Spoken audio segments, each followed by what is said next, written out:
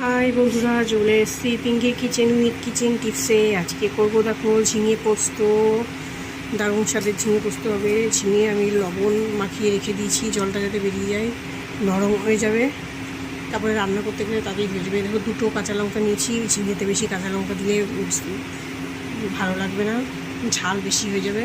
আর দেখো, আমি পাটাতে বেটে দিয়েছি আমি পোস্ত, সামান্য সর্ষে আর পোস্ত। কড়াই বসিয়ে দিয়েছি, কড়াই গরম হয়ে গেছে। এবার আমি দিয়ে দেবো রিফাইন তেল। বেশি লাগবে না, সামান্য তেল নিয়েই হয়ে যাবে।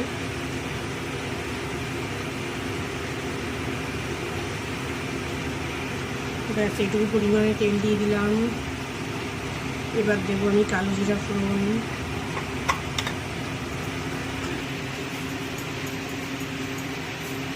দেখো, এইটুকু সামান্য পরিমাণ কালো জিরা আমি ফোড়ন দিয়ে দিলাম।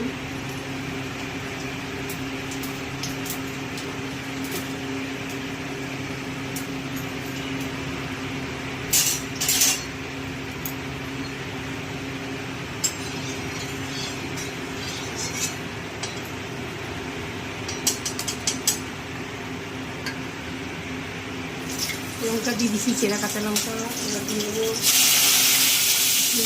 ঝিঙেটা দিয়ে দিচ্ছি।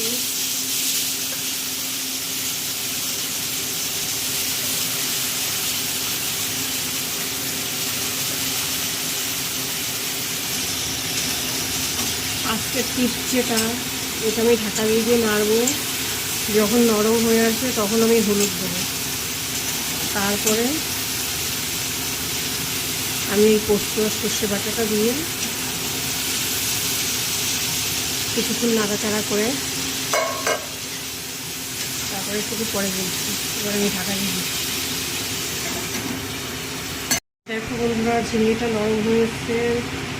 এবার আমি দিয়ে দেবো, ঝিঙেতে বেশি হলুদ দিতে নেই, সামান্য হলুদ দেবো। সামান্য হলুদ দিলাম।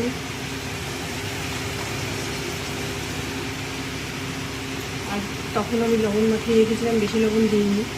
এখন সামান্য লবণও দিয়ে দেবো, অল্প পরিমাণ দেবো।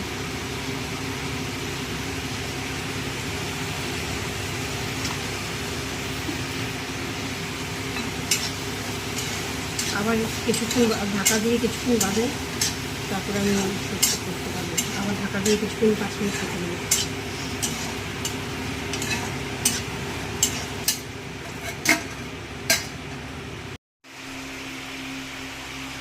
এইবার আমি মশলা বলছি, সরি, এই যে দিয়ে দেবো, এই পোস্তটা দিয়ে দেবো, সর্ষে পোস্তটা বাটাটা দিয়ে দিলাম।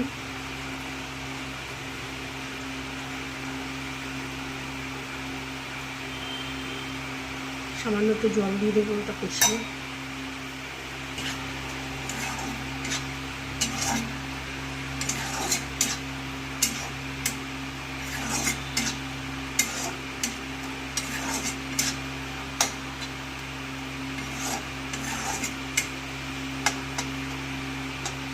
এইভাবে করে খেয়ে দেখবা, দারুণ টেস্ট হয়। আমি কিন্তু সাদা সর্ষে নিয়েছি।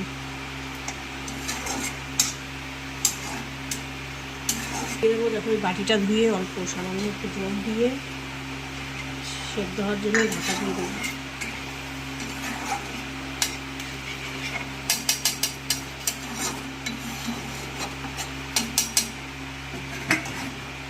এবার এই যে সামান্য পরিমাণ চিনি, ঝিঙে যেহেতু এখানে বেশি নেই, আর চিনিটা দিতেই হবে, না হলে টেস্টের ব্যাপার আছে। সামান্য পরিমাণ চিনিটা দিলাম আমি।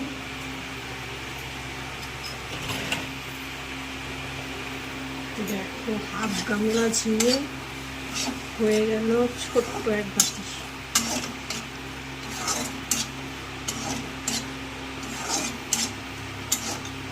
দেখো, হয়ে গেছে আমার রেডি, কিন্তু কমপ্লিট।